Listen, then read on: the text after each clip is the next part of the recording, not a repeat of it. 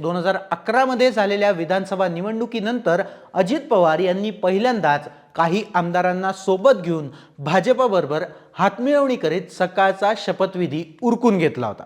मात्र यानंतर काही तासातच अजित पवार यांना पाठिंबा देणारे सर्व आमदार पुन्हा शरद पवारांकडे परतल्याने सरकारचं बहुमत कमी होऊन फडणवीस यांना मुख्यमंत्री पदाचा तर अजित पवार यांना उपमुख्यमंत्री पदाचा राजीनामा द्यावा लागला होता।